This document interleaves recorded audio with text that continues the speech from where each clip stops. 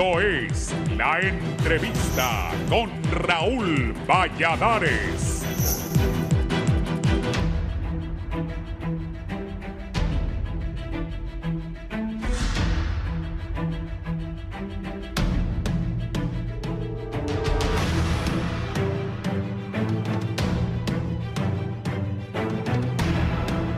Honduras se convirtió en el país más violento del mundo durante la presidencia del acusado. Mientras Hernández amasaba influencia y dinero, las personas de Honduras, su pueblo, vivía en violencia y con estos problemas. Hoy, el Departamento de Justicia ha presentado los cargos en contra de Juan Orlando Hernández, el expresidente de Honduras, por posesión de armas y tráfico de drogas. Él prometió una sola cosa para el pueblo hondureño, que iba a limpiar la corrupción, iba a luchar contra los traficantes de droga. Pero en realidad, lo que se dice en su citación de cargos, él hizo todo lo contrario. Utilizó la presidencia para unir las fuerzas con uno de las organizaciones más violentas y más grandes de todo el mundo. Y dice también que Hernández utilizó el dinero de las drogas para financiar su carrera política. Y una vez que fue electo presidente, utilizó el gobierno de Honduras y todos los militares y los recursos financieros y de los agentes del orden público para adelantar en esa carrera de drogas. Durante las próximas semanas, los hondureños estarán pendientes de lo que suceda en la Corte del Distrito Sur de Nueva York. Sin embargo, habrá algunos ciudadanos que el motivo por el que permanezcan pendientes de lo que acontezca en el juicio del expresidente Hernández será para conocer si su nombre no es mencionado, aunque analistas consideran que lo afirmado por el Departamento de Justicia, la Fiscalía del Distrito Sur de Nueva York y la DEA es más que suficiente para entender que en realidad existió en Honduras una red de narcotráfico que involucra a varias instituciones como la Policía Nacional y las Fuerzas Armadas. No obstante, expertos mencionan que en Honduras el mayor afectado por lo que suceda en la Corte neoyorquina sería el Partido Nacional, ya que la mayoría de los narcos enjuiciados en Estados Unidos pertenecen a esa institución política que vería cómo los señalamientos terminarían por acabar con la confianza que pueda tener entre la población, que consideran que la bandera de la estrella solitaria está ligada al narcotráfico y la corrupción. Pero miembros del Partido Nacional, como su jefe de bancada en el Congreso Nacional, Tomás Zambrano, consideran que Estados Unidos está enjuiciando al expresidente Hernández y no a los cachurecos. El Partido Nacional no es responsable de los hechos y actuaciones que pudo o puede cometer a algunos de nuestros integrantes, aseveró Zambrano, quien resta importancia a las menciones que puedan surgir en Nueva York, ya que no afectarían al Partido Nacional. Por su parte, otros especialistas consideran que no solo el Partido Nacional podría salir salpicado en este juicio, sino que también los demás partidos como Liberal y Libre, que en el pasado algunos de sus miembros fueron mencionados en estos juicios de narcos hondureños y que podría perjudicar su imagen ante el pueblo.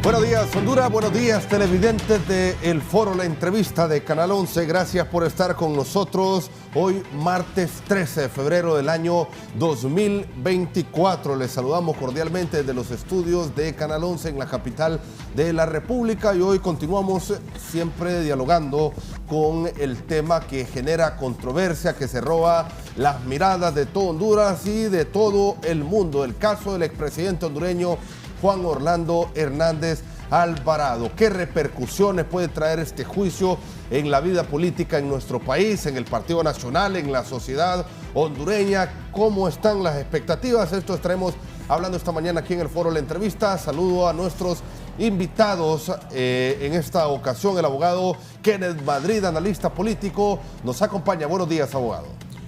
Muy buenos días, José Fernando. Un placer estar acá, sobre todo hablando de estos temas tan importantes para el país que se están discutiendo en este momento y las repercusiones que puede traer para el país.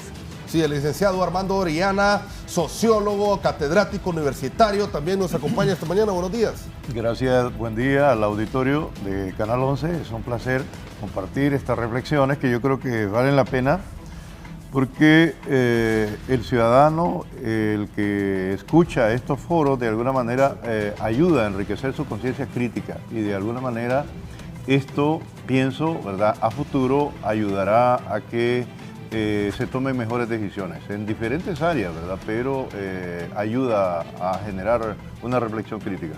Sí, bueno, en primera instancia, abogado, usted ha visto y ha estado observando, pendiente de este caso, de todo lo que ha trascendido. ¿Cómo mira, se encuentra la situación en este momento para hacer un contexto de este caso del expresidente hondureño Juan Orlando Hernández?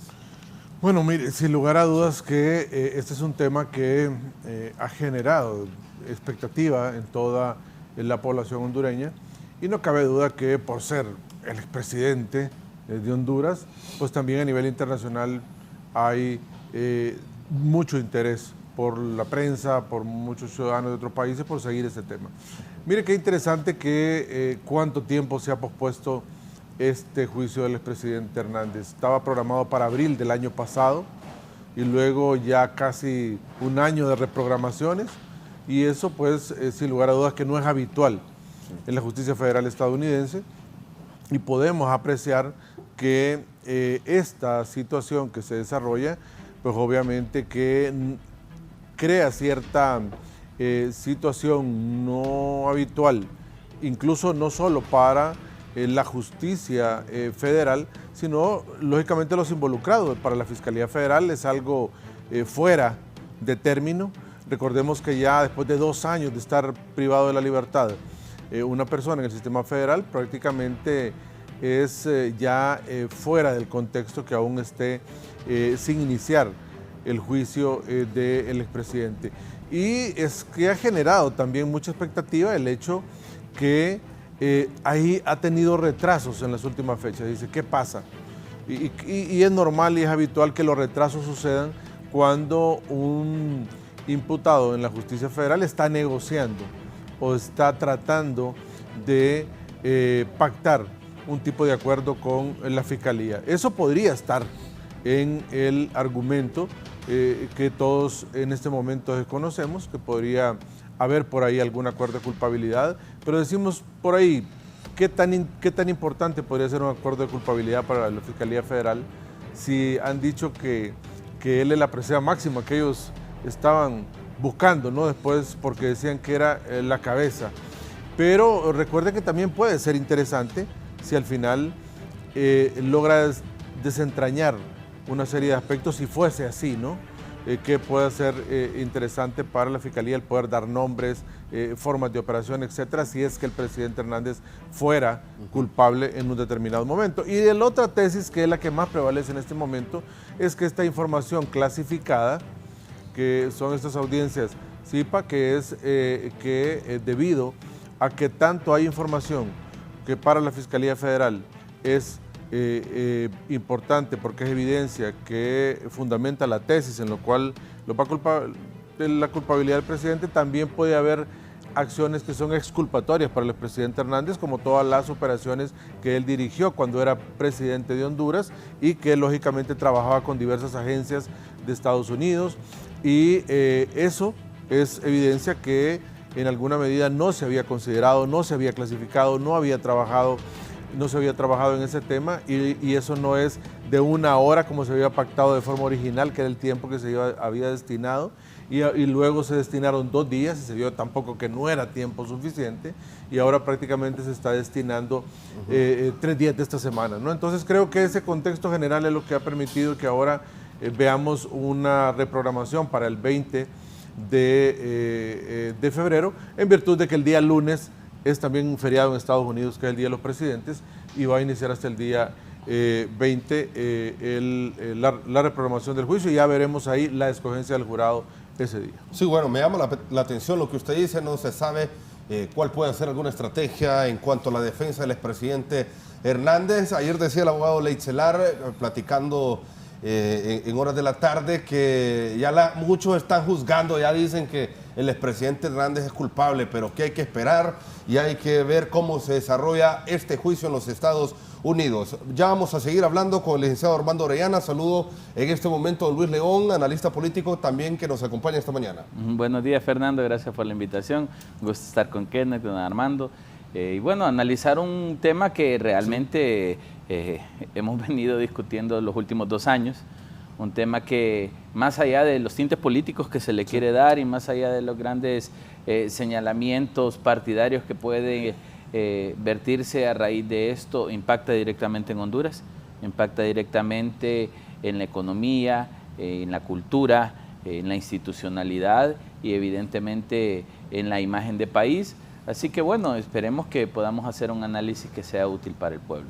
Bueno, en Nueva York está frío, nos reportan que precisamente ya está nevando y se están las expectativas. Al parecer, como ya lo decía el abogado en Madrid, no hay actividades en estos momentos, ni mañana, así que se tienen que esperar algunos días. Pero ¿cuál es el panorama en vivo a esta hora de la mañana desde Nueva York en los Estados Unidos de Norteamérica? El periodista Héctor Silva, nuestro corresponsal desde Nueva York, nos informa y nos estará dando todos los detalles en cuanto a este juicio del expresidente Juan Orlando Hernández. Héctor Silva, buenos días, un saludo hasta Nueva York.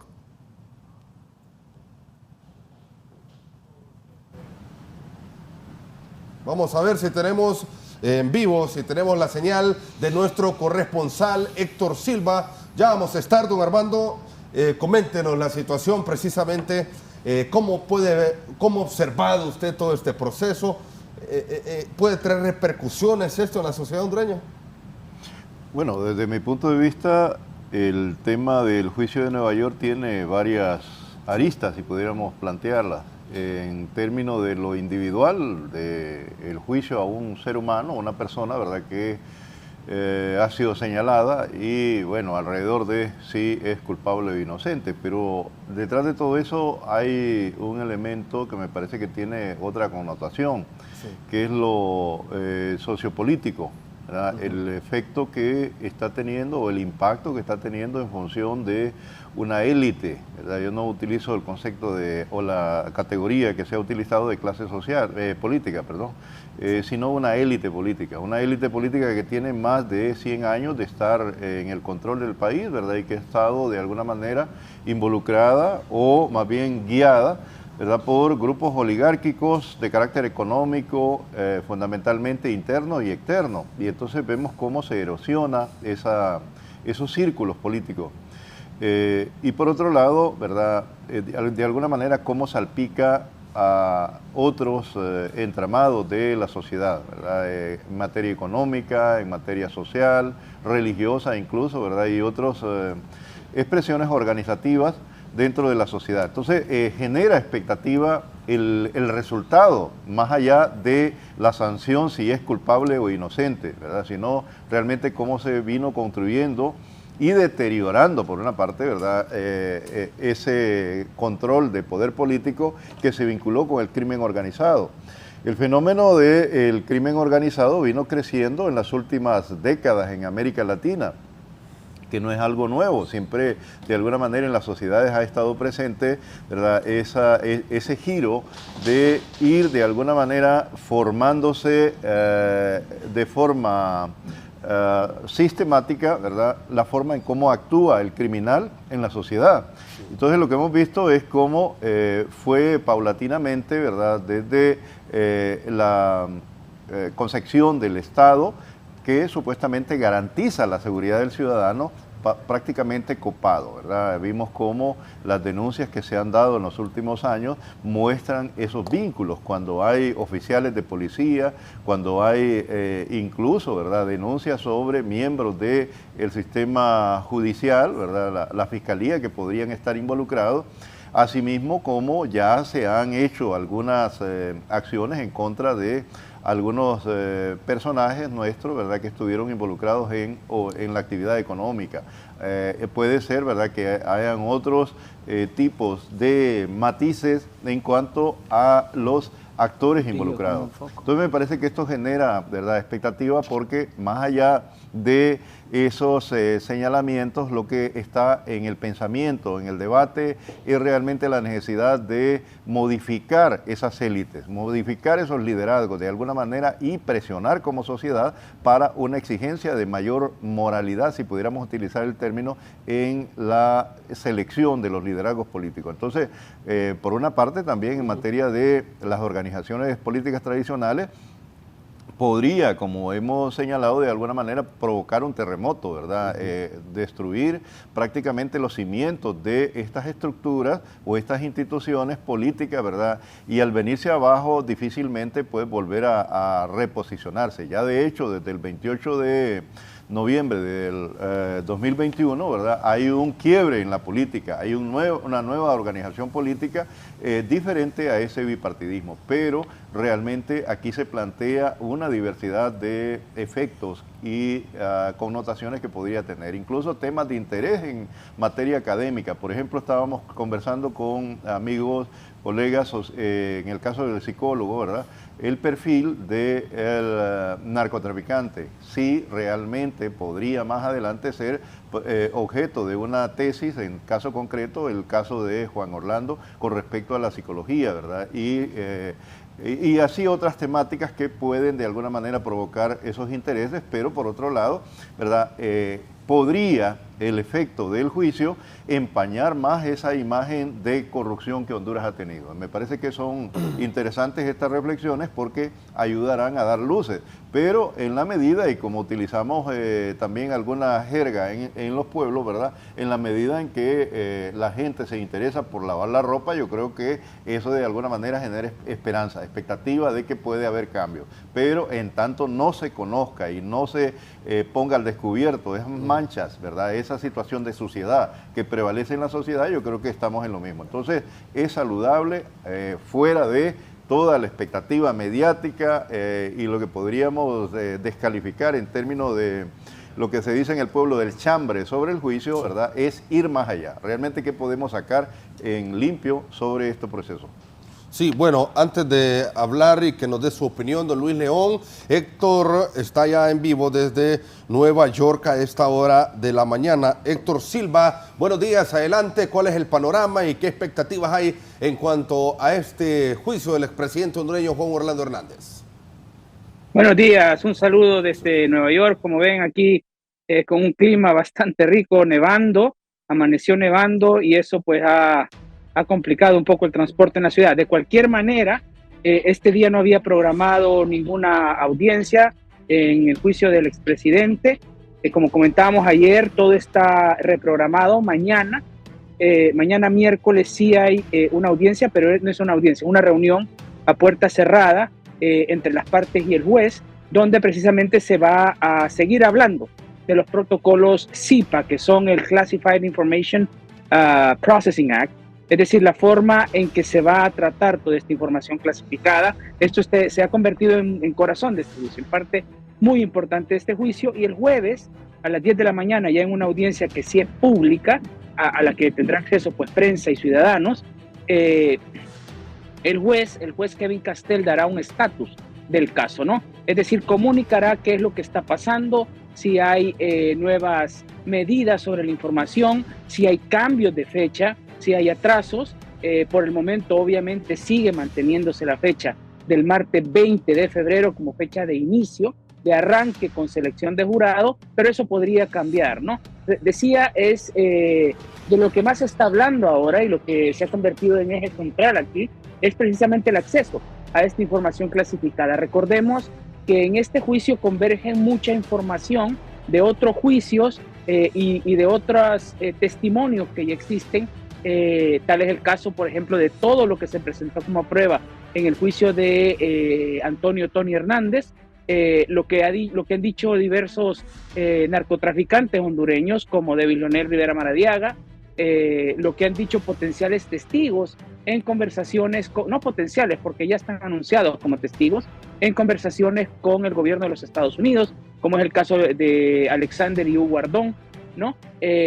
También lo que está establecido y lo que se ha dicho respecto a Fabio Lobo, por ejemplo, pero también, y esto es lo más importante quizás, una serie de documentos de intercambio de información que en su momento hicieron el gobierno de Honduras, cuyo jefe de Estado era obviamente el expresidente Hernández, y el gobierno de los Estados Unidos, ¿no? Esta información en principio toda o casi toda está clasificada como clasificada, ¿no? Entonces el acceso de esta información tanto a la defensa como al imputado, en este caso el expresidente, y sobre todo al jurado, tiene que regularse, porque hay una ley, la ley CIPA, que así lo determina. Y esto es lo que han estado discutiendo las partes con el juez Castel en los últimos días, y esto es lo que puede eventualmente trazar más el juicio. Así que eso es lo que se está manejando en estos momentos. Ahora no hay actividad en la corte, y ya mañana se inicia de nuevo con esta conferencia puerta cerrada, ¿no? A la espera de si se confirma o no el arranque de juicio el 20 de febrero. Sí, bueno, se ha estado la expectativa porque hay quienes no han descartado una posibilidad que se siga ampliando el inicio de esta fecha, se siga prolongando. ¿Puede haber alguna, con su experiencia, Héctor, alguna posibilidad de que se siga prolongando este juicio? Bueno, el tema de la fecha es complicado, ¿no? El tema de la fecha es complicado porque se ha ido prolongando, como dices, ya varias veces, ¿no? El juez Kevin Castel siempre tiene reputación, digamos, aquí en los Estados Unidos de ser un juez que es disciplinado con la línea de tiempo de los juicios, que trata de establecer con claridad cuánto los juicios van a durar, que pregunta inmediatamente a las partes, a las dos partes, pero sobre todo en este caso a Fiscalía, cuánto prevé que va a durar. Fiscalía en su momento, cuando se lo preguntaron, dijo de 2 a 3 semanas, ¿no? También tomando en cuenta la cantidad de tiempo que tienen que invertir los jurados, que son ciudadanos comunes y corrientes de los Estados Unidos, que invierten su tiempo en esto, pero en este caso han sido varios factores. Primero fue las peticiones del presidente Hernández por cambiar defensa o añadir defensores, el hecho de que los otros que eran coimputados con él, tanto el Tigre Bonilla como Mauricio Hernández Pineda, se declararon culpables a última hora, pero ahora sobre todo es este tema del acceso a información clasificada, ¿no? Porque la prueba que vaya presentando la Fiscalía, que mucha de ella todavía no está presentada, o la que ya presentó, tiene que pasar por estas discusiones de protocolos para ver qué es lo que finalmente van a conocer parte y jurado, ¿no? Y eso, de nuevo, puede seguir retrasando el juicio. Sí. Bien, gracias. Héctor Silva, enviado especial de Canal 11, nuestro corresponsal allá en Nueva York, que nos va a estar dando detalles y nos va a estar informando de todo lo que trasciende en cuanto a este juicio del expresidente de la República hondureña, Juan Orlando Hernández. Gracias, Héctor Silva. Continuamos en el foro, la entrevista a don Luis León. ¿Cómo ha visto usted todo este proceso? ¿Se ha estado desarrollando? ¿Qué expectativas hay? ¿Y cómo cree también, don Luis, que puede afectar esto en nuestro país, a la sociedad hondureña? Bueno, Fernando, mire, primero yo creo que no es muy prudente hacer un análisis jurídico desde la experiencia jurídica hondureña, ¿no? Sí. Digamos, el proceso jurídico norteamericano tiene sus propias metodologías, sus propias formas, sus propias leyes. Aunque intentamos entenderlo y estudiarlo, evidentemente no tenemos la experiencia en su aplicación. Así que hacer un análisis jurídico corresponde a los expertos en el tema. Sí. Lo que sí podemos analizar desde nuestra perspectiva es, digamos, parece que ahora sí este juicio va a arrancar. Parece que ese tira y encoge entre la Fiscalía y la Defensa en cuanto a pruebas, carga probatoria, elección de jurados está ya en marcha, y que al final conllevará a este proceso que evidentemente tiene cuesta arriba el expresidente Hernández. Yo recordaba ahora mismo cuando estaba viendo al corresponsal, Kenneth, ¿te acordás cuando nosotros insistíamos a Juan Orlando estando en la presidencia? Bueno, si tiene estos problemas, vaya y solvéntelos, no se lleve al país de encuentro, está generándole al pueblo hondureño dificultades estos señalamientos, porque en aquel momento solo se mencionaba en juicios. Al final, hoy estamos viviendo el impacto de no haber puesto por delante al pueblo hondureño. Y lo que me preocupa de todo esto, más allá si es, bueno, no existe el término inocente, es culpable o no culpable, si es culpable o no culpable, que hasta donde la percepción nos da, lo es, el punto es simple. ¿Qué impacto tendrá sobre nosotros los hondureños? Digamos, lo que hemos visto desde sus señalamientos, los señalamientos de altos funcionarios, algunos exmiembros de la Policía Nacional que ya se encuentran en Estados Unidos, algunos declarados culpables y otros en proceso, lo que demuestra es que hemos sido permeados por la corrupción y el narcotráfico a todos los niveles, y que eso definitivamente nos ha llevado a ser uno de los países más pobres de América Latina y del mundo. Y siento yo que los resultados que tendrá en cuanto a la imagen de país, en cuanto a la credibilidad de país, en cuanto a credibilidad de las instituciones y las leyes, será catastrófico. En cierto momento nos hemos enfocado, Fernando, Armando, Kenneth, en el impacto que pudiera tener en el Partido Nacional, sí, o en el impacto que puede tener a favor del discurso del partido de gobierno, pero no nos centramos en el impacto que tiene hacia el país cuando le estamos diciendo al mundo entero que nuestro país es un país impregnado por el narcotráfico, donde ningún inversionista va a querer venir a apostar a un país donde el narcotráfico controla las instituciones del Estado. Por eso me preocupa un poco la narrativa del gobierno. Cuando el gobierno dice que las estructuras de Juan Orlando Hernández siguen ahí, lo que me están diciendo es que están gobernando con estructuras de narcotráfico, y eso es peligroso porque entiendo el esfuerzo que hace el gobierno de tratar de limpiar la cara del país, pero la cara comúnmente se presenta vía discurso, ¿no? Y el discurso no es un discurso positivo a favor de la institucionalidad hondureña. Entonces, digamos, el impacto que pueda tener en cómo los hondureños vemos ahora a los políticos, en cómo los hondureños vemos ahora el Estado, cómo los hondureños en la poca credibilidad que hay en las instituciones del Estado pueda encontrar ahora cero credibilidad, en cómo realmente las siguientes generaciones van a ver la función pública, y eso me preocupa mucho, cómo los niños, cómo los jóvenes están creciendo viendo políticos vinculados al narcotráfico, a la corrupción, y que de la gran gama, 1 o 2 son el que paga, así que la probabilidad de impunidad parece ser alta y que puede ser una motivación para deformar la cultura de nuestras futuras generaciones. Yo sí estoy preocupado, Fernando, más allá de si él es culpable o no culpable, que como ya lo dije, a todas luces parece serlo, pero será el jurado que lo determinará y será el juez que lo ratificará, porque así funciona. El jurado emite el dictamen si es o no culpable, y el juez emite la sentencia de cuánto tiempo será el proceso. Más allá de eso, yo sí estoy pensando en cómo vamos a manejar esto en Honduras. Estoy muy preocupado en que el tema se politice más de lo que ya está. Estoy muy preocupado en que se sectorice el país más de lo que está. Estoy altamente preocupado en que, por ejemplo, el sistema de partidos políticos pierda credibilidad total y que terminamos siguiendo líderes que no son líderes, pero es lo que nos quede. Entonces yo creo que este fenómeno de Juan Orlando Hernández es el resultado de la falta de controles que un país tuvo. Un sistema legal muy débil, institucionalidad incapaz de investigar y con muy poca independencia de poder, digamos, es sorprendente cómo él esté luchando por demostrar inocencia o no culpabilidad en Estados Unidos, y aquí nunca tuvo ningún tipo de investigación, o no hubo ningún tipo de seguimiento ni controles. Entonces, realmente pensar que para Honduras esto va a ser, digamos, para ciertos sectores una fiesta nacional porque se le declare culpable, o pensar que esto va a ser la catástrofe política para otro sector, es tener una vista muy miope de lo que realmente esto genera para el país. Ninguno de nosotros nos podemos aislar de la realidad de que nos gobernó alguien que hoy está enfrentando un juicio por narcotráfico en Estados Unidos, y que algunos analistas han dicho, es ese, digamos, usando esta analogía, es el tapón de esta botella. Pero ¿dónde está la botella? ¿Quiénes son? Toda esa estructura no se ha logrado identificar, no se ha logrado depurar. Insisto, cuando el gobierno dice que las estructuras de Juan Orlando siguen ahí, me están diciendo están gobernando con esas estructuras. Entonces es preocupante pensar en nuestro país.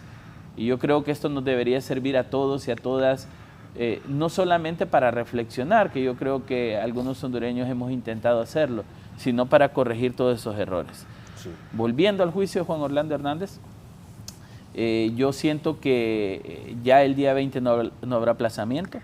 Yo creo que ya con el nombramiento público del jurado y selección pública del jurado se da paso a que todo esté listo. Ya se ha nombrado una nueva abogada en el cuerpo de defensa de Juan Orlando Hernández, que es experta en desclasificación de archivos y análisis de archivos clasificados, así que ella verá que puede ser útil ahí para la defensa.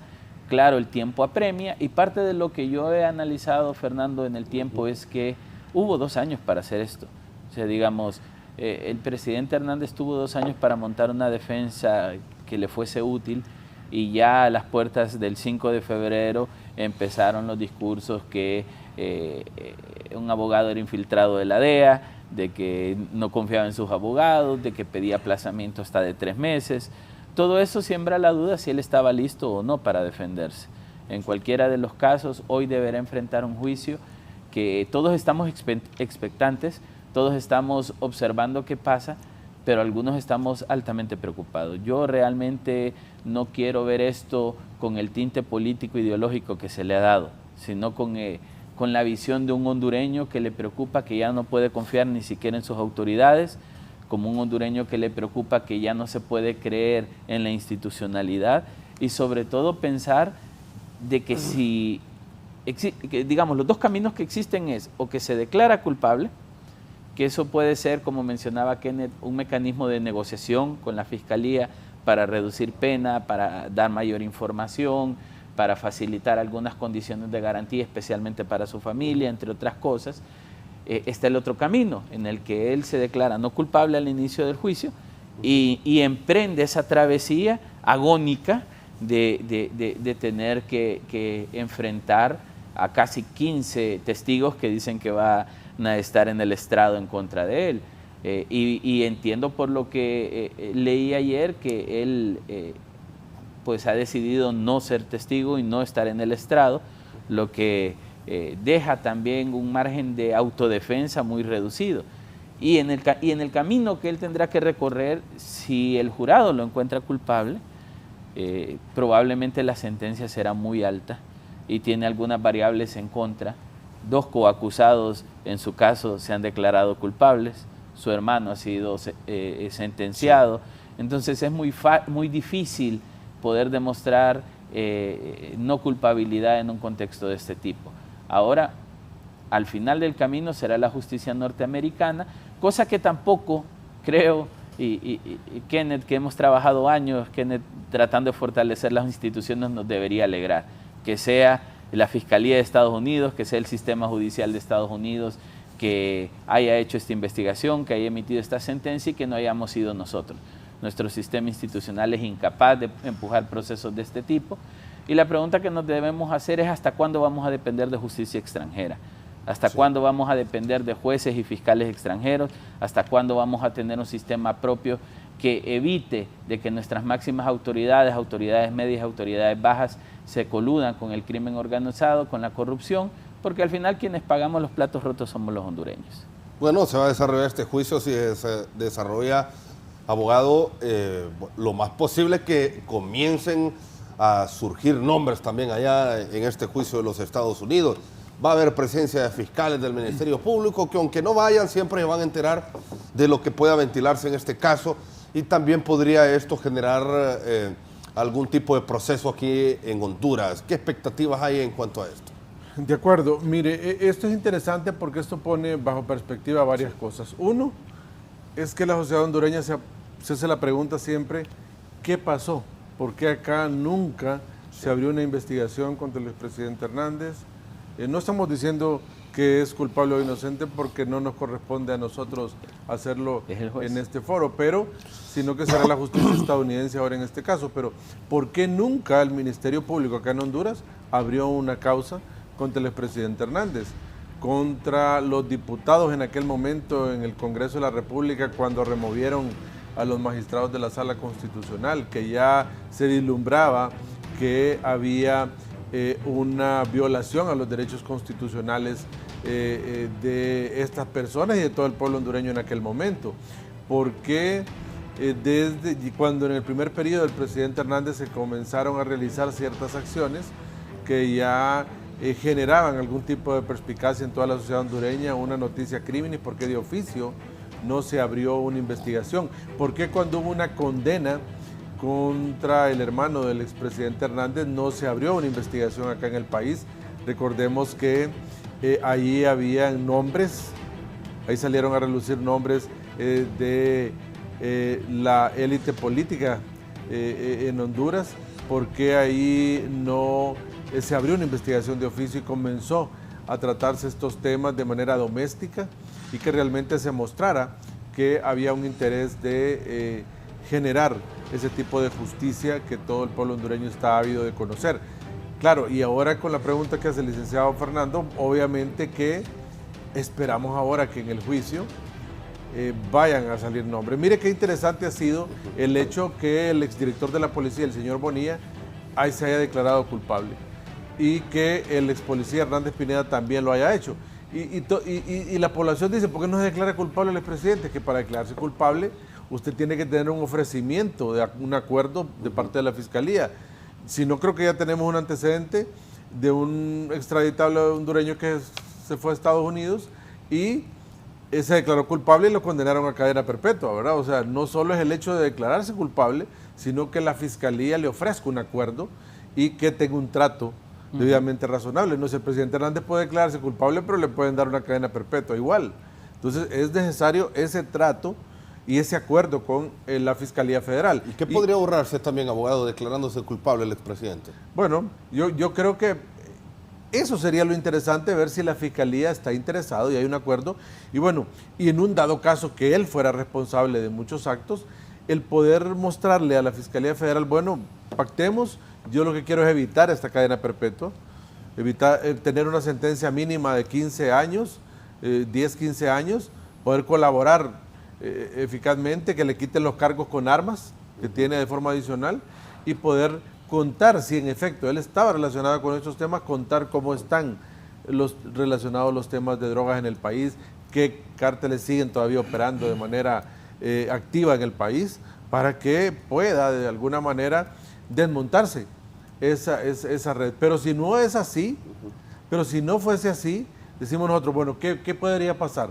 Yo le decía que el exdirector de la policía se va a subir al estrado. Él manifestó que tenía más de 4,000 folios de información porque él investigó al expresidente Hernández, él investigó a la élite corrupta de la policía, dijo, y si él colaboró ahora, porque es confeso, seguramente, tuvo que entregar. Claro, entonces él conoció todas las redes corruptas que había en la Policía Nacional y por eso es que seguramente a la Fiscalía Federal le interesó ese tema, le interesó conocer mucha de la información y por eso es que pasó a ser un objeto de interés para un acuerdo con ellos. Y seguramente no había ningún interés de subirlo al estrado porque ya la Fiscalía tenía ya establecida su teoría del caso. Pero al nacer este tipo de información, y seguramente el policía Hernández Pineda también tenga alguna información adicional, pero ¿qué le interesa a la Fiscalía Federal, sobre todo al sistema norteamericano? Tener una situación ejemplarizante para la región latinoamericana y sobre todo para Honduras, en el contexto de que quiere dejar marcado que quien venga a infringir las leyes de Estados Unidos referente al tema de narcotráfico, lo va a alcanzar el brazo de la ley tarde o temprano. Quiere dejar marcado una situación ejemplarizante para la clase política nuestra, para los sectores gubernamentales nuestros y también para los sectores empresariales también, los sectores privados. De quien se atreva a entrar a dinero sucio de narcotráfico va a tener una consecuencia y eso también va enfocado, recuerde que esto ya, todo lo que se vivió en el juicio de Tony Hernández nos demuestra de que acá la política ha sido infiltrada por el dinero de narcotráfico y entonces creo que va encaminado también a ese punto, a evitar que en futuras campañas electorales lo piensen dos veces al momento de realizar esto y creo que también es un mensaje que Estados Unidos quiere también hacer ciertas acciones de reforma en el país, de modificar la ley de política limpia, eso no tiene dientes, no tiene uñas y prácticamente no tiene ninguna acción coercitiva. Modificar los tipos penales en el Código Penal que van relacionados a los delitos electorales y delitos relacionados con el financiamiento ilícito de campañas y creo que eso es lo que más enfocado Estados Unidos, quiere sentar un precedente fuerte en la región para esos efectos. Y termino con esto, licenciado Fernando, en el sentido de que van a salir nombres de toda la élite política, como manifestaba don Armando acá, van a salir, y no solo del Partido Nacional, porque sé que lo va a golpear fuertemente si en alguna medida el expresidente Hernández sale condenado, va a golpear al Partido Nacional,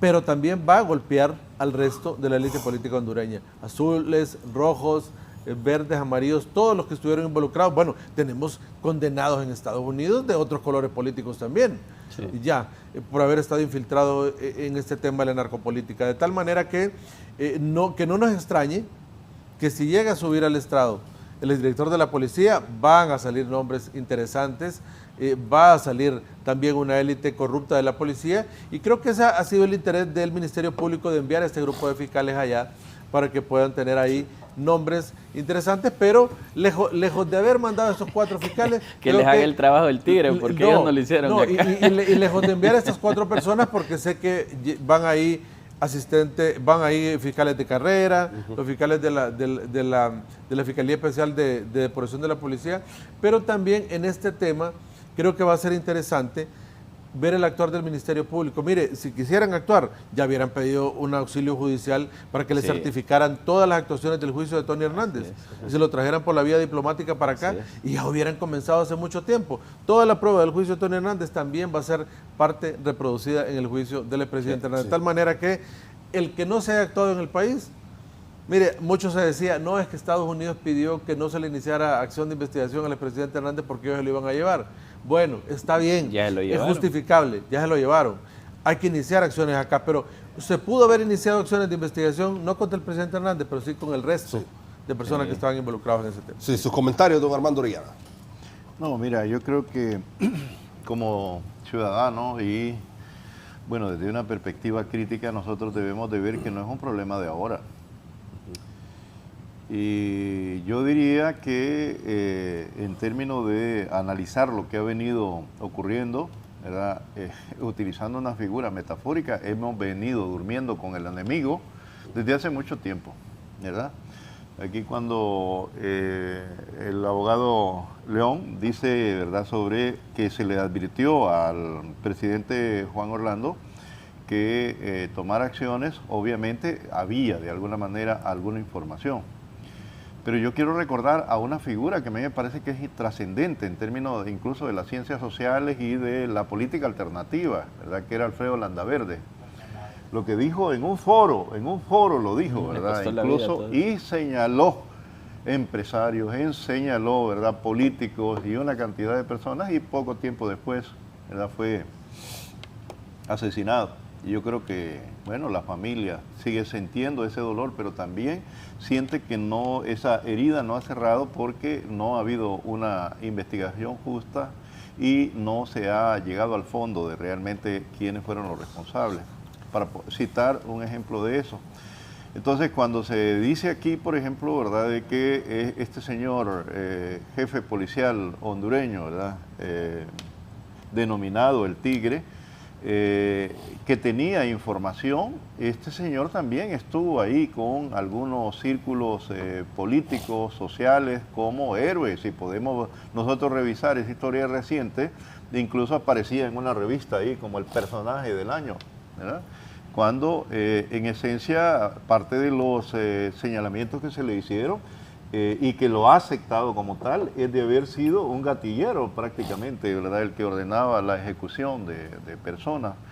Entonces, eso también nos lleva a preocupación realmente cuáles eran, ¿verdad?, las estructuras y la dinámica, cómo ha venido funcionando. Por eso yo diría que no es extraño, Alfredo, pensar cuando se dice en esa declaración de algunos funcionarios, ¿verdad?, porque yo por lo menos he conversado y tengo una muy buena imagen del ministro de Seguridad, que es además de un policía, es un sociólogo, es un doctor en sociología, y pues él maneja, ¿verdad?, la idea de que se está avanzando, de que se está haciendo esa lucha, pero ahí están esas estructuras. Y están en las estructuras tanto en la sociedad civil como de alguna manera están presentes en la institucionalidad. están presentes en la policía, pero muy probablemente, ¿verdad? Porque no se ha ido a fondo, muy probablemente están también presentes en la fiscalía o pueden estar en la corte o en algún tipo de operadores de justicia.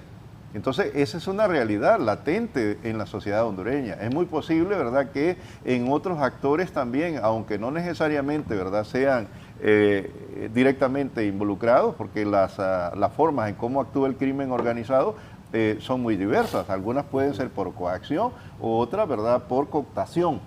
Cuando a través de dinero, capital, ¿verdad?, que puede, en ese caso, la figura es el lavado de activos, a estar dinamizando y levantando imágenes, levantando perfiles que aparecen en la política, aparecen en la cultura, aparecen en otras actividades, en el deporte, incluso, ¿verdad? Tenemos un detenido, un deportista reciente, ¿no? Sí, Entonces yo creo que estos fenómenos son complejos, son complicados de analizar y yo creo que no hay simplemente, ¿verdad?, argumentaciones en las cuales, bueno, esto ya es blanco y negro, no, hay muchos matices y la dinámica también va a salpicar actores externos. Incluso esto que se está hablando con respecto a documentos clasificados, ¿verdad?, que tiene que ver con la Central de Inteligencia Norteamericana, la DEA y otros organismos, realmente significa que hay acciones extra, ¿verdad?, de estos países fuera que están operando y están activos muy probablemente, ¿verdad? Incluso hasta pueden estar viendo el foro, ¿verdad? Viendo la dinámica de cómo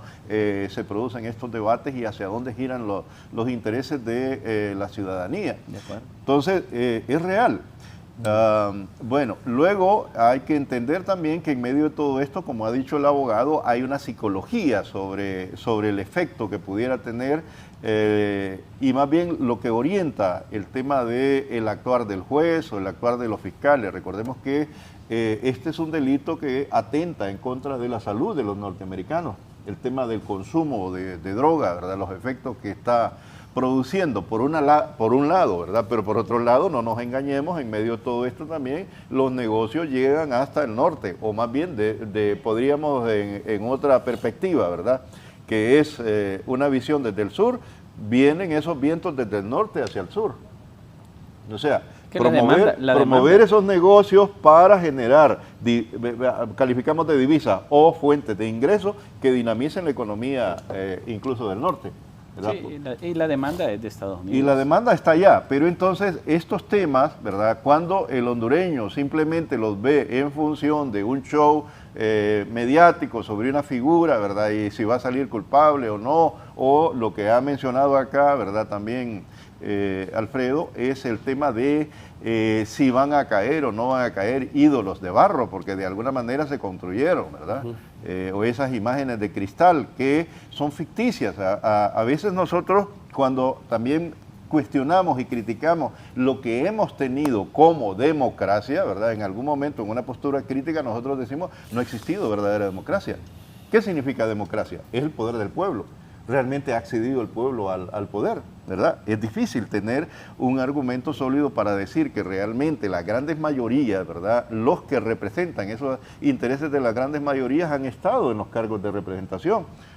Si nosotros nos damos cuenta, para poder llegar, y aquí se lo pregunto a cualquiera de los dos, ustedes que quiera ser diputado, o tú, Fernando, vas a poder ser diputado si no tienes plata, si no tienes un padrino. No se puede. ¿Verdad? Que esté pagando medios de comunicación o el tiempo libre que tengas para ir y visitar un barrio requiere también mucha plata. Y llevar billete al barrio. Y, correcto, eso ha sido la política en esencia en los últimos años. Entonces, cuando de alguna manera, ¿verdad?, nos abrogamos el derecho de decir, vamos a defender la democracia, pero ¿cuál democracia? ¿De qué democracia hablamos? Cuando se está hablando de esta comisión de lucha contra la filtración de dinero en la política. Es cierto, es real el cuestionamiento, hay rigor, hay investigación. ¿Cómo es que se filtraron cantidad de gente? ¿Cómo es que un alcalde de Lloro, ¿verdad?, llegó a permanecer en la política y que hoy está detenido en Nueva York, ¿verdad?, en manejo de la política? Un alcalde de El Paraíso, Copán, ¿verdad?, mantuvo el control político durante varios meses. Sí. ¿verdad? Entonces yo creo que debemos ser también rigurosos en términos de la crítica sobre también edificios que nosotros de alguna manera hemos idolatrado, pero que no tenemos idea clara de esa dinámica y de la institucionalidad. La democracia debe ser una constante permanente de construcción, ¿verdad? Y realmente una reivindicación de los intereses del bien común y de las mayorías, y no simplemente lo que se plantea en términos de liderazgo, ¿verdad? En términos de instituciones políticas, porque me parece que son constructos, y así está claro en las ciencias sociales. Un partido político es un constructo sociohistórico, y eso puede ser barrido, eliminado y vuelto, si es posible, ¿verdad?, a rehacer, dependiendo de la forma en cómo represente los intereses de la colectividad. Ahora, ¿no cree usted que se quiera aprovechar algún partido en específico esta situación que pasan los cachurecos? Porque se ha mencionado bastante que están temblando los cachurecos, que viene una avalancha de acusaciones, que se van a llevar extraditados a más cachurecos. Ya faltan 2 años para las elecciones. Yo para creo, mí tiene lógica. Ya lo están haciendo. Sí, correcto. Pero para mí tiene lógica en función de que fueron más de 12 años de gobierno, y recordemos que ese fenómeno que se produjo el 28 de noviembre, ¿verdad?, del 2009, benefició a uno de los actores políticos. Afectó en principio a toda la sociedad, pero fundamentalmente el golpe se dio a un partido político. El Partido Liberal se fragmentó. ¿Quién aprovechó esa oportunidad? El Partido Nacional, que había tenido en ese proceso de transición política, ¿verdad?, en la democracia, apenas 2 oportunidades de llegar al poder. Era el gobierno de Callejas y el gobierno de Maduro. En tanto que liberales tuvimos a un Rosuco, tuvimos a Gascona, a un Reina, ¿verdad?, Flores, a un Flores. Zelaya. Sí, correcto. Entonces ahí es el Partido Nacional. Pero ¿qué es lo que está ocurriendo? Y eso es interesante. Yo creo que el pueblo debe de analizarlo en estos debates o en otros foros o en situaciones diferentes. Miren la caída que tiene el Partido Nacional. En 2009, 189 alcaldes. ¿Qué pasa para el 2021? 142. No es tan significativa, podría decir alguien. Ok, pero pierde 2 alcaldías importantes. Tegucigalpa y San Pedro Sula. Entonces, esos efectos tendrán más adelante en términos de esas diputaciones también, de alguna manera, que se redujeron, ¿verdad?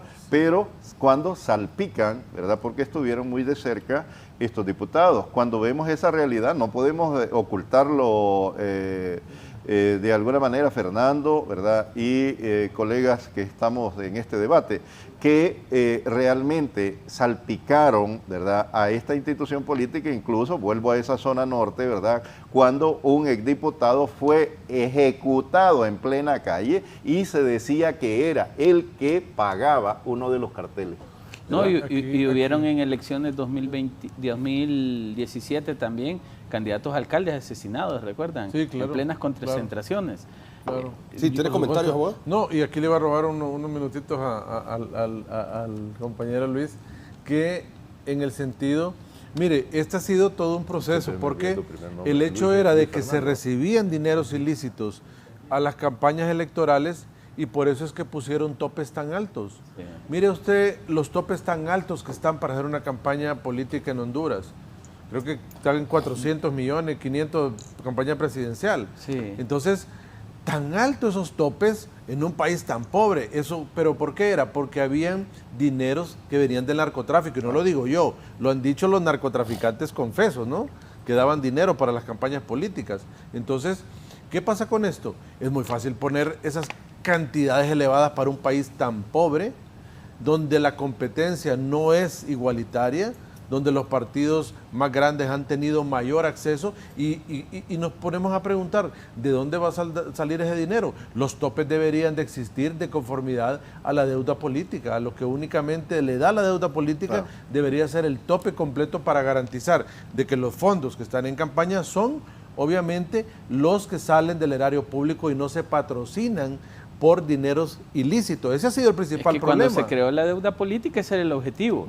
Claro. Que el financiamiento de los partidos políticos ya no estuviera en manos. En aquel momento, ¿te acuerdas que la idea era que Porque el dinero público entrara. Decían, es que un diputado recibió dinero de los cafetaleros, por ejemplo. Entonces, allá en el Congreso lo que va a hacer es beneficiar a los cafetaleros. O recibió dinero de los transportistas. Entonces, decidieron crear la deuda política para que los partidos políticos no debieran favores. Exactamente. Pero nunca se preveyó el narcotráfico. Exacto, y dejaron abierto el camino para esos fondos privados y no crearon el estamento jurídico necesario para que el narcotráfico no penetrara esos círculos, en el cual yo creo que ahí es donde hablamos que debe haber una reforma sustancial de los políticos ahora para evitar ese tema. Pero bien, mire, y ahí, Fernando, yo le quería decir algo fundamental que quería opinar de acuerdo a la pregunta que usted le hizo a don Armando y a don Luis. El tema acá radica es que, mire, claro, no dude que la persona que infiltra en este tema del narcotráfico están viendo los foros, pero ellos ven el comportamiento político del país, ven prácticamente cómo se desarrolla todo esto, claro, hacia dónde va. Para ver a quién le ponen la plata. Y se adelantan a los tiempos, ¿verdad? Porque obviamente también las estructuras criminales, ese es el tema, ¿verdad? Son no convencionales, trabajan de una forma diferente, están mutando. Ahora, pero cuando cuando yo miraba este esquema y decía una cosa, bueno, y de acuerdo al tema de su foro hoy, ¿qué tanto puede golpear al Partido Nacional el tema de una condena al expresidente Hernández? Mire, yo siento que golpea a toda la clase política porque van a salir salpicados, pero el Partido Nacional tiene una oportunidad enorme de poder reivindicarse si cambia toda la estructura política de su partido.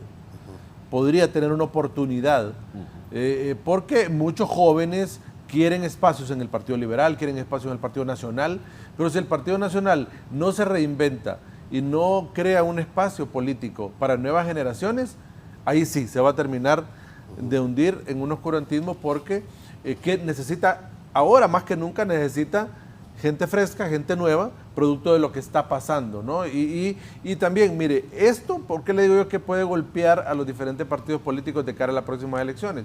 Porque van a salir nombres de todos los partidos políticos. Y en la última elección votaron 600,000 jóvenes.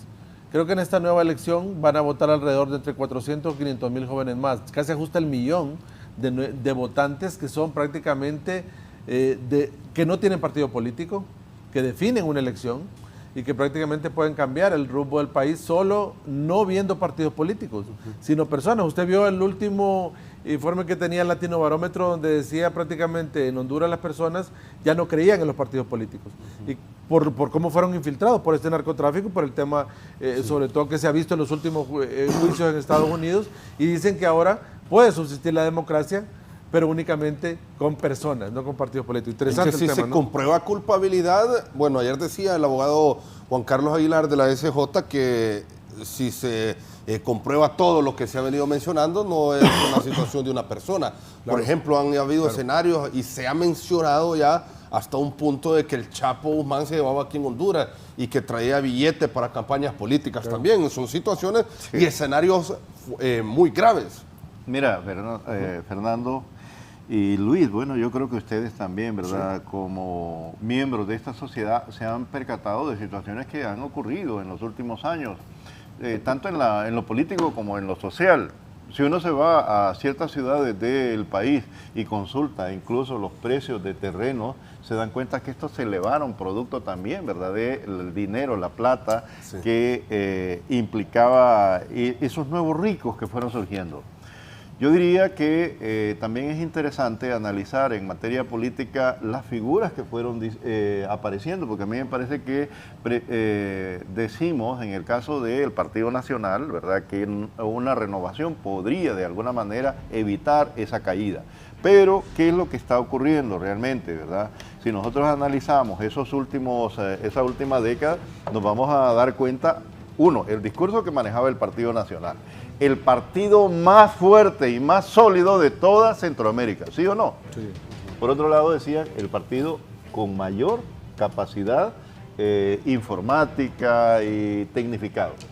Se jactaban, lo recuerdo yo, el 2013, porque me tocó hacer un estudio, un análisis, ¿verdad?, sobre ese escenario político del 2013.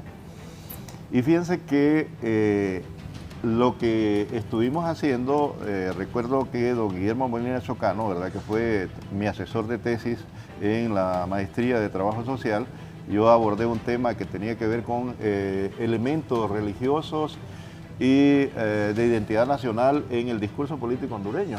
Y entonces ya desde aquel momento se perfilaban algunas cuestiones sobre los liderazgos, ¿verdad? Me tocó hacer entrevistas, grupos focales, y mirábamos esos liderazgos. Buena parte eran gente que venía, y todavía siguen prevaleciendo, familias que venían desde inicios del siglo o incluso desde finales del siglo XIX, ¿verdad? Teniendo el control de la política.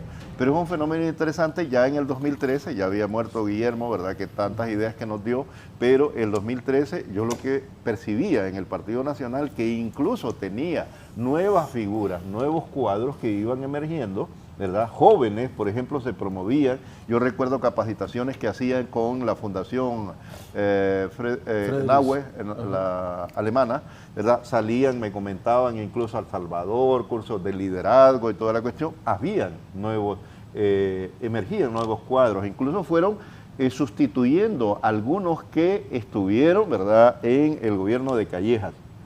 Pero ¿qué es lo que pasó? Yo percibo que muchos de esos, ¿verdad?, de esos nuevos liderazgos regionales, la mayor parte de ellos que venían del interior, habían sido de alguna manera, ¿verdad?, igual como puede pasar en otro partido, pero me parece que eso pesó bastante en el Partido Nacional y sobre todo, ¿verdad?, cuando nosotros vemos esos fenómenos de alcaldes involucrados en ellos, porque no habían aparecido, ¿verdad?, en la política.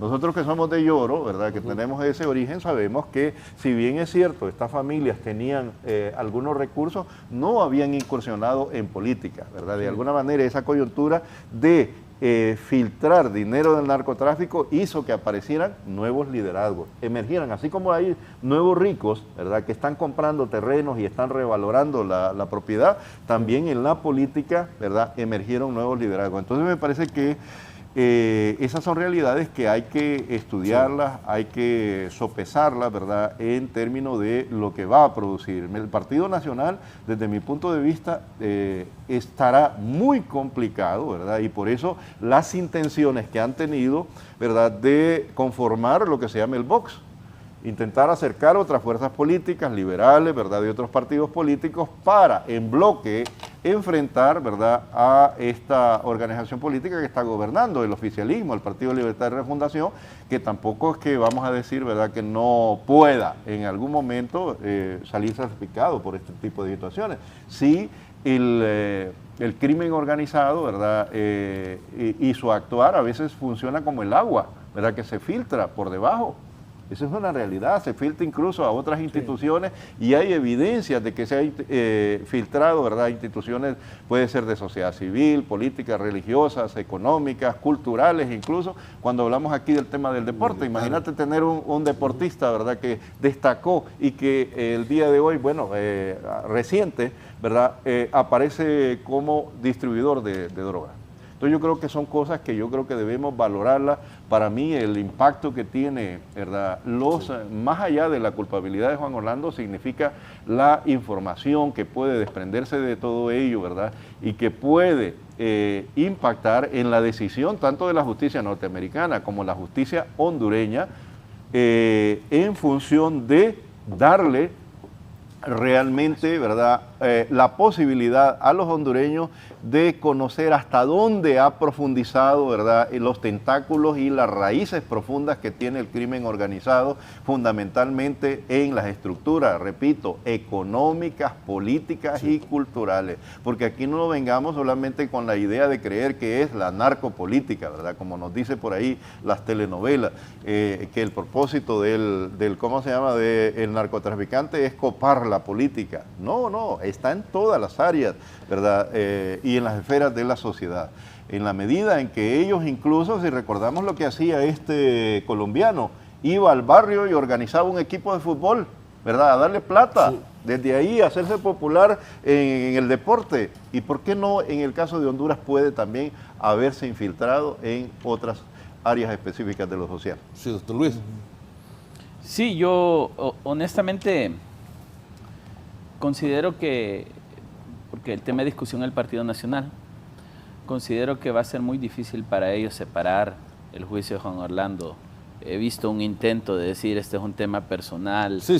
No tiene que ver con el Partido Nacional. Que ellos están pidiendo que no se generalice, que no porque él está siendo juzgado o está siendo acusado es toda la institución la que tiene la culpa de esto. Claro que no se puede generalizar, ¿no? O sea, no podemos decir de que todos los miembros del Partido Nacional están involucrados en el narcotráfico. Yo conozco nacionalistas muy respetables y no podemos nosotros decir de que todos lo son.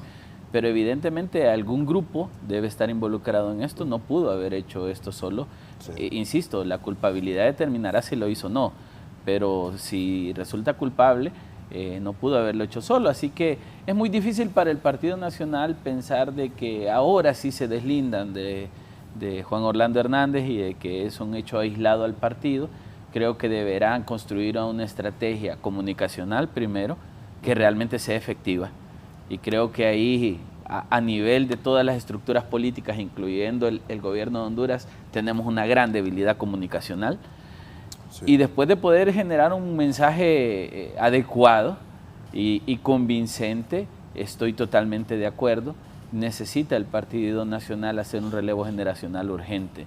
Y cuando hablo de relevo generacional no es que me quito yo para que quede mi hijo, porque básicamente es lo mismo, sino un relevo, digamos, voy a dar un ejemplo que no sé si aplicaría, pero para tratar de graficarlo.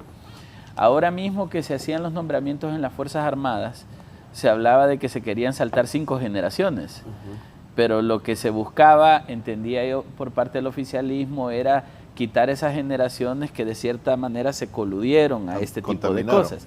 Entonces, quitar la parte sucia y dejar la parte buena.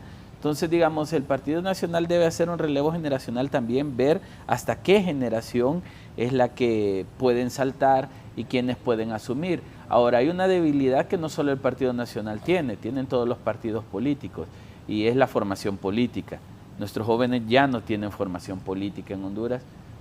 Bueno, nunca la ha habido, pero antes los partidos políticos tenían sus mecanismos de formación ideológica, organizacional. Hoy los partidos políticos se convirtieron en máquinas de buscar y comprar votos, eso es todo, pero no en máquinas de generar ciudadanía. Entonces también lo que preocupa es que en ese relevo generacional entren jóvenes inexpertos, entren jóvenes sin conocimiento, entren jóvenes sin capacidad.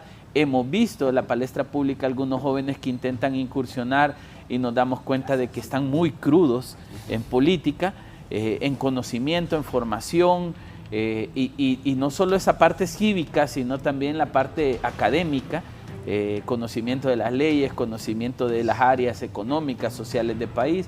Entonces estamos bajo un escenario bien complejo. El Partido Nacional debe hacer un relevo, pero ¿qué tanta calidad tiene para hacer el relevo, no? Entonces me imagino que por ahí viene, recuerde que el Partido Nacional viene posponiendo su convención desde que perdió las elecciones en 2021.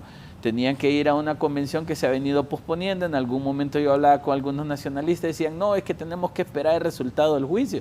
Pero si hay que deslindarse completamente. Entonces a mí me parece que es importante pensar que no hay partido político impoluto, eso no existe. En Honduras hemos vendido una imagen de santidad que no existe.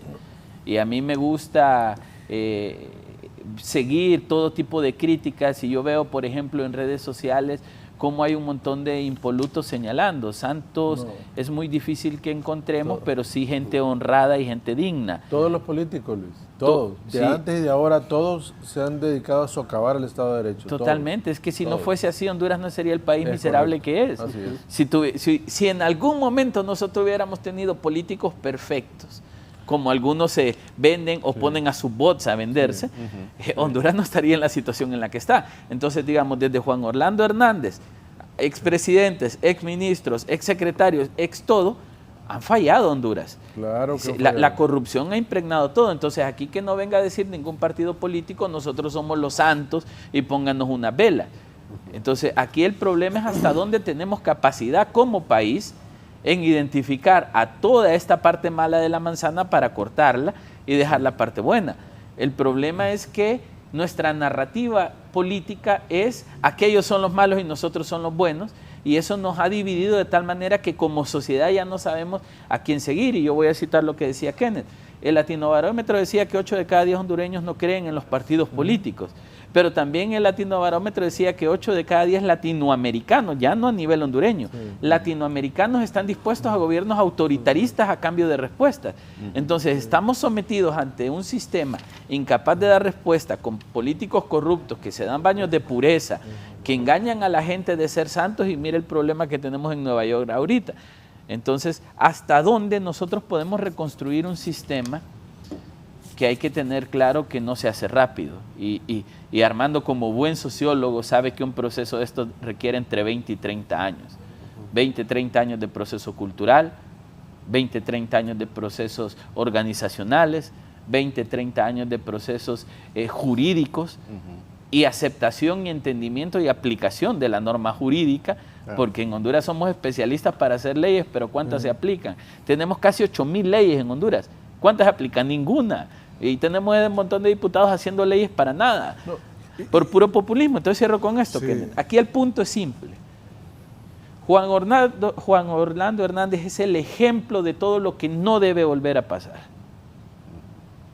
Sea inocente, sea declarado no culpable o culpable. Honduras no puede volver a pasar un proceso de un expresidente, de policías, de ministros, de políticos, de autoridades partidarias vinculadas, señaladas o enjuiciadas. Mientras sigamos funcionando alrededor de políticos que su credibilidad, ojo, santo es imposible, lo hemos dicho, y el otro día me quisieron crucificar porque dije algo así. O sea, santo, no hay ningún santo, solo Jesús fue santo. Todos cometemos errores de una u otra manera, pero no ser corrupto, no ser narcotraficante, no ser lavador de activos, no ser golpeador de mujeres, ese tipo de cosas no se puede permitir.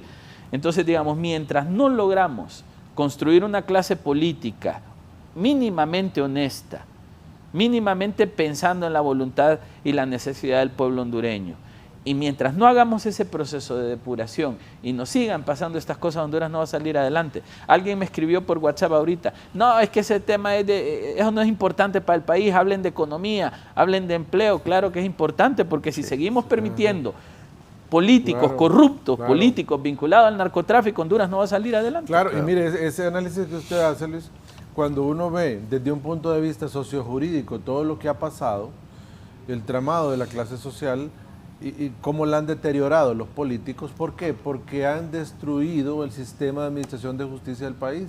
¿Así? Cuando uno ve holísticamente todo, ellos nunca quisieron un sistema de justicia fuerte. Deterioraron las instituciones, cambiaron instituciones, nunca las apoyaron, nunca les dieron los presupuestos necesarios, nunca fortalecieron un sistema de integridad público. ¿Por qué?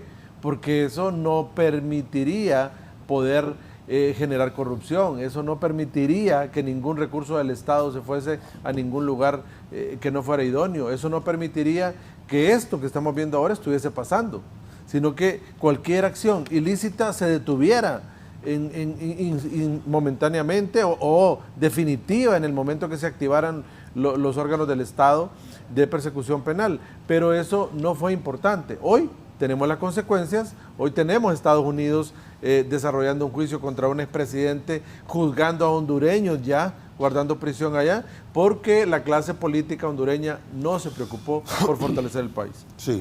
Mira, yo creo que vale la pena, ahorita que estoy escuchando lo que dicen los abogados, Luis, muy buena la participación, y el abogado Kenneth, pero se nos olvida algo, ¿verdad?, que tiene que ver con la forma en cómo se vino formando este Estado hondureño. Yo creo que necesitamos una sacudida fuerte, Fernando, y vos que también de alguna manera desde los medios de comunicación se debe reconocer. Estamos frente a un aniversario de la huelga del 54, ¿sí? La más emblemática de la historia de Honduras. Movió casi todo el país. ¿Y por qué lo movió? ¿Verdad? Por indignación. Hoy se habla, por ahí hay un teórico interesante, se me escapa el nombre, que habla de la psicopolítica, ¿verdad? Y del manejo de las emociones. De alguna manera, y estos fenómenos están allá en España, cuando los indignados se levantaron, se replicó aquí en Honduras, ¿verdad? Frente a la situación que se estaba dando en tanto a la salud. Mueve esas emociones, ¿verdad? Pero queda a nivel de la psiquis, a veces dura poco tiempo. Pero cuando nosotros revisamos lo profundo, nos damos cuenta, tú has dicho, de años que se viene construyendo. En el imaginario colectivo de la élite hondureña, ¿verdad? Ese pactar con el que tenía el control del enclave minero y el enclave bananero también hizo tranzas. Y esa élite se acostumbró a manejar de esa manera. Muchos de los que fueron presidentes, si revisamos esa historia, fueron abogados o, ¿verdad? Recordemos el perito mercantil Julio Lozano Díaz. Sí. ¿Quién era? Era un administrador de estas compañías. Entonces, obviamente, ¿verdad? Cuando nosotros revisamos la legislación, que sí se habla, abogados, que se ha hecho cantidad voluminosa, ¿verdad?, de legislación, muchas veces esas leyes fueron acomodadas a esos intereses, claro, tanto externos. Quien hace la regla hace la trampa, sí, por eso es que no nos fiscalizan, crean la unidad de política limpia con una ley que no funciona y que ellos pueden darle vuelta y todavía se ponen ellos tres a controlarla. Por Dios, hombre, qué fiscalización va a ser esa. Superestructura que nosotros vemos, ¿verdad?, de la legislación, de lo ideológico y todos estos elementos, ¿verdad?, que se van las emociones, nos olvidamos de la base económica. En este país, ¿verdad?, que realmente si vemos las estadísticas ya frías, Honduras avanzó, creció desde los años 80 hasta la fecha incluso, ¿verdad? Pero a ese 2022, 27 de enero fue, ¿verdad?, que entregó el Partido Nacional. Estoy hablando del bipartidismo, ¿verdad? Realmente Honduras dejó de ser ese país de enclave, esa república bananera como nos calificaron. Honduras dejó, pongamos una etapa, un corte, es el huracán Mitch. Se dijo reconstruir el país, ¿verdad? Y una de las cosas que se descubrió en medio de esos escombros era la corrupción, la enorme corrupción que existía, ¿sí o no? ¿Verdad? Pero cómo había concentrado riquezas, había permitido concentrar la riqueza. ¿Qué significó? Honduras, en vez de avanzar, ¿verdad?, a disminuir el volumen de pobres en manos de estas políticas públicas y este liderazgo político, estas élites, Honduras se convirtió, ¿verdad?, de poder tener en algún momento 6 de cada 10 hondureños a tener 8. Perdón que interrumpa. Sí, pero mire, la élite política han sido todos, o sea, digamos, cuando se usa el término élite política, comúnmente se piensa, no sé por qué el foco mental siempre se va a Partido Nacional. Bipartidismo. O bipartidismo, pero voy a dar un ejemplo. Huracán Mitch daña el 80% del sistema productivo de Honduras. Sí. Y eso nos llevó a una catástrofe que no hemos logrado superar 20 y pico años después. ¿Por qué razón? Porque en teoría Honduras en la década de los 90 producía el grano que consumía, vendíamos granos a Centroamérica, vendíamos energía a Centroamérica, nos llamaba el granero de Centroamérica. Eso fue el 70, perdón, solo para corregirte, porque nosotros exportamos, recordad que trajimos frijol con ese gorgojo, estando de ministro de Recursos Naturales uno de los Villeda. Sí, no, pues sí. Es la década de los 70. 70, pero todavía en los 90 estábamos en ese proceso. El huracán Mitch nos golpea. Presidente Carlos Flores presenta el Plan de Reconstrucción Nacional ante los organismos multilaterales. Ese plan de reconstrucción nacional no fue aprobado durante su gobierno. Llega Ricardo Maduro y Ricardo Maduro propone el mismo proceso y le dicen arréglelo y actualícelo. Y él crea el plan de desarrollo sostenible, los objetivos de desarrollo del milenio, perdón. Y este objetivo de desarrollo del milenio era el mismo plan de reconstrucción nacional actualizado. Con Ricardo Maduro los organismos internacionales no lograron dar respuesta y ahí se nos fueron 8 años. Llega Manuel Zelaya Rosales y lo meten bajo la iniciativa de países altamente endeudados y le piden que construya la estrategia de reducción a la pobreza, justo por lo que Armando dice, pasamos de 6 a 8 pobres. En aquel momento, cuando llega Manuel Zelaya Rosales, estábamos en 65% de pobreza, de los cuales el 40% era pobreza extrema. Listo. Llega la condonación en 2007. Hablamos de casi 4.000 millones de lempiras en condonación, 3.770 millones, los cuales no se podían invertir para desarrollar a la gente porque no había dinero, porque el sistema productivo no funcionaba. ¿Qué hicieron? Endeudarse nuevamente para financiar la pobreza. Gobierno de Manuel Zelaya Rosales. Había que cumplir metas a 2015, los indicadores eran 2007-2015. Sí. Cobertura de educación 80 y tanto %, cobertura de salud 90 y tanto %, etcétera, etcétera. ¿Se logró? No se logró. La ERP fracasó el mismo año que inició.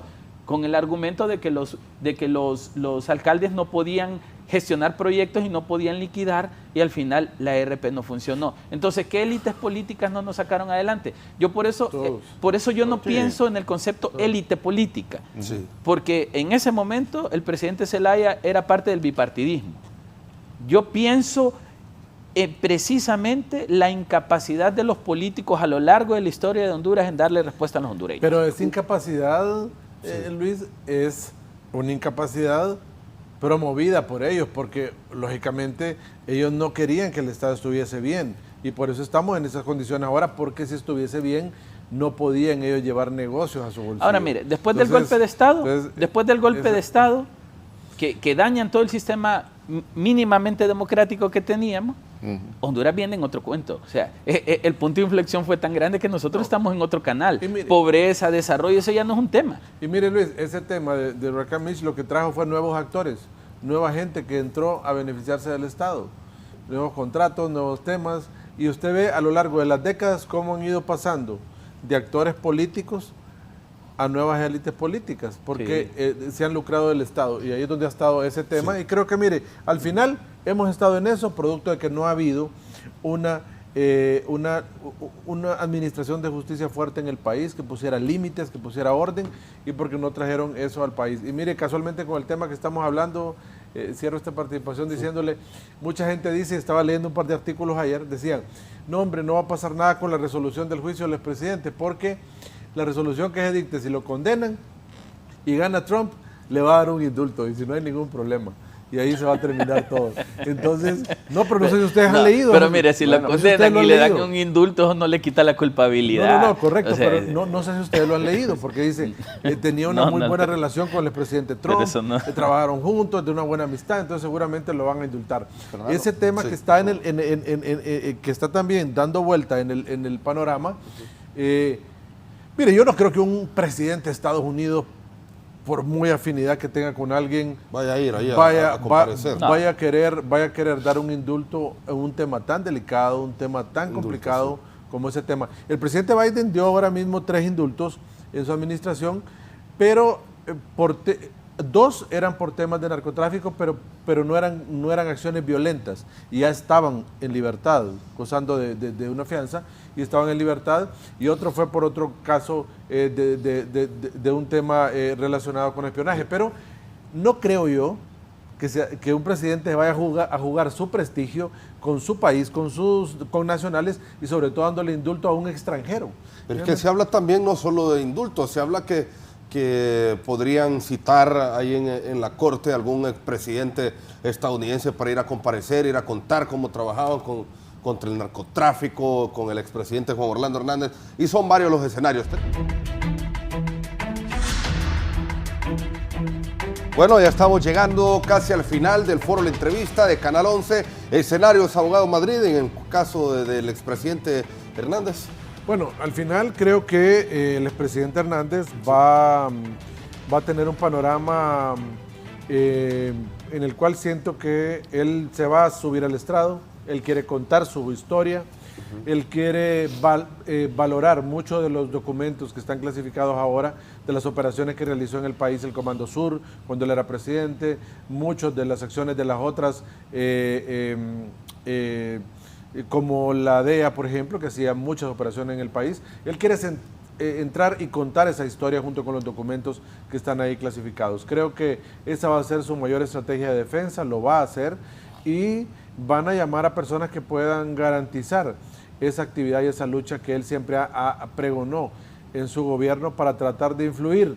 Y creo yo que su estrategia siempre va a ir enfocada hacia 2 puntos de vista. Uno, contar la historia que él no tenía nada relacionado con su hermano, que él no sabía absolutamente nada de lo que hacían el resto de personas, porque en eso hay que ser, creo que dentro del punto de vista jurídico no hay ninguna prueba directa que lo incrimine en esa conspiración, no hay ningún audio, no hay ningún, pero obviamente que la prueba de referencia en Estados Unidos con las reglas del Hearsay Rule, que es la prueba de referencia, cómo puede atarse con otro tipo de prueba como la documental, etcétera, que puede amarrarlo ahí y ser válida. Están las reglas de excepción en Estados Unidos, y creo que él anda buscando eso, y también lograr influir en el jurado en uno o dos miembros del jurado para que esté la duda de que él no es culpable y así en esa medida poder lograr que ese juicio no llegue a una situación de culpabilidad. Creo que lo veremos en las próximas semanas. Sí. Yo creo que sí inicia el 20 al final. ¿Cuánto tiempo dura este tipo de juicio? ¿El juicio? ¿Perdón? Sí, ¿cuánto tiempo dura este juicio?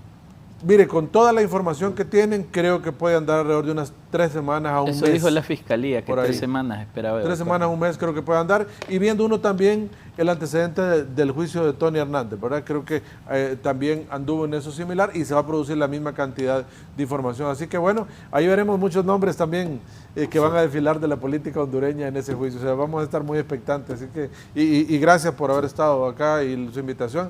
Y también he estado con don Armando y con don Luis. Sí, muchas gracias, abogado Kenneth Madrid. También un agradecimiento por haber estado con nosotros. Don Armando Orellana, sus conclusiones, ¿qué escenarios puede observar en este caso?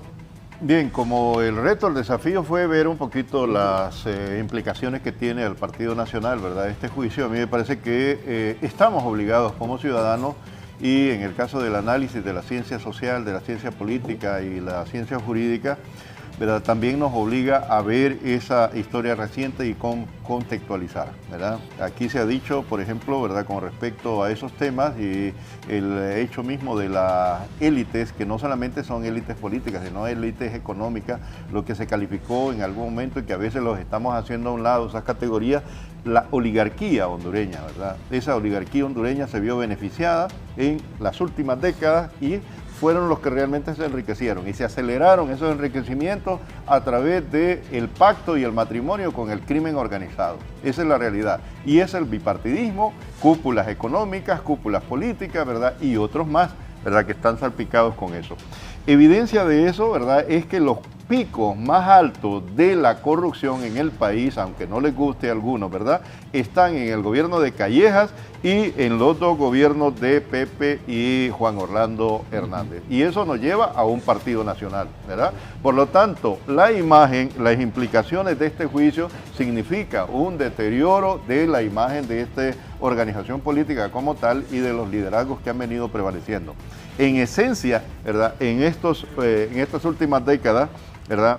Se han visto favorecidos para ese enriquecimiento y aplicando la política neoliberal, porque era la que los hace afines a esas élites políticas y económicas, ¿verdad? Permitió que pudiera de alguna manera amasarse enormes fortunas y llevar al empobrecimiento de la mayor parte de los hondureños. 8 de cada 10 hondureños, se decía, ¿verdad?, está en situación de pobreza. Entonces, eso es lo que debemos reflexionar como sociedad hondureña y aún cuando es un rumor, ¿verdad?, un abogado y analista ha dicho, ¿verdad?, de que tiene fuentes, ¿verdad?, y esto no está debidamente comprobado, pero es ya un rumor, ¿verdad?, que se diga que Juan Orlando Hernández amasó enormes fortunas. Está cuestionado, ¿verdad?, supuestamente por la misma esposa de Juan Orlando, pero como sociedad debemos preguntarnos si eso se demuestra en el juicio, evidencia realmente que las élites políticas y económicas utilizaron el poder para enriquecerse y no para buscar el bien común. Entonces, ahí está un reto, un desafío para la ciudadanía, reflexionar sobre estas estructuras de poder, ¿verdad?, en la política, en la economía, que realmente han venido manipulando y controlando la institucionalidad. El reto, el desafío, como se ha dicho aquí, es construir nuevos liderazgos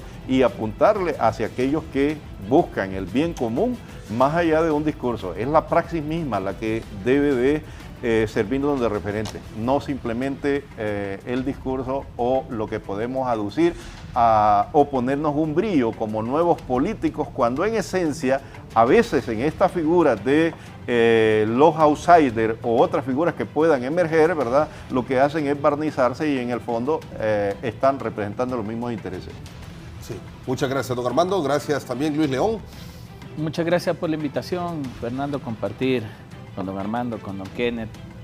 Digamos, yo lo único que puedo asegurar es que estoy triste por mi país, por lo que los políticos han hecho de una tierra que amamos tanto, por la falta de respeto a un pueblo que lo único que quiere es salir adelante, llevar comida a su casa, tener un techo, tener una vida digna, y que los políticos a través de su avaricia, los políticos a través de su interés desmedido de poder han truncado ese sueño. Realmente lo que estamos viendo en Estados Unidos, insisto, lo dije, es el resultado de todo lo que ha fallado en Honduras y sobre todo lo que no debe volvernos a pasar. Va a haber una sentencia, probablemente esa sentencia será culpabilidad, pero ¿qué le queda a Honduras después de eso? Vamos a tener un proceso de reconstrucción de país, un proceso de reconstrucción institucional, un proceso de depuración de la clase política. Vamos a tener un proceso de fortalecimiento de la sociedad civil para que realmente sean veedores y garantistas del funcionamiento del Estado. Así que yo me inclino por el aprendizaje de esto. Honduras no puede volver a estar en manos de personas que no piensen en el bien común. Gracias. Sí, muchas gracias, don Luis León. Gracias, por supuesto, también al pueblo hondureño por siempre estar pendientes de Canal 11, el foro, la entrevista. Que tengan todos un feliz día.